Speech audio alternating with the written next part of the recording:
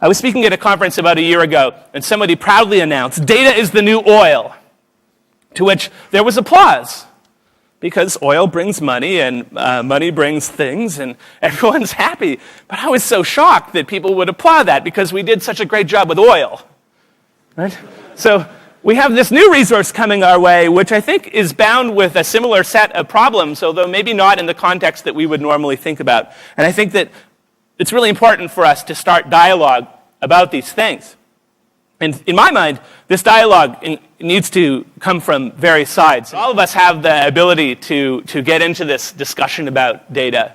And I want all of us to think about how we can start a dialogue that doesn't necessarily involve a business plan, doesn't necessarily involve a dollar sign, but maybe involves the greater good and it involves some creative ways that we can use this type of information. We think about data as numbers. We often think about them in a spreadsheet. What we don't think about is what those numbers represent. So here are three location points from my OpenPath database. Right? It's boring stuff. We can see why when people are asked, "Do you want to share this with another company?" you just say, "Yeah, sure." They're just numbers. They don't necessarily mean anything to me. This first number was the moment that I touched down to start my new life in New York City. I lived in Vancouver for 20 years, and I was restarting my life.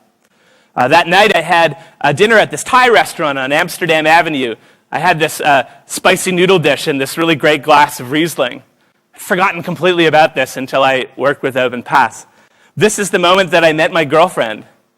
Right? These are not numbers. These are parts of our lives, and people, I think, don't understand that. And that's one of the most important things that I've been thinking about a lot when we've been thinking about data, because really these devices are recording our histories. And how can we preserve those histories? How can we work with those histories in interesting ways? So data in a human context is super important to me, because I think if we can get people thinking about data within that context, we build in this automatic thing which I think is missing, which is an empathy for other people who exist within those systems. And from that becomes a fundamental respect, which is, in a large point, missing in a lot of the systems involving data.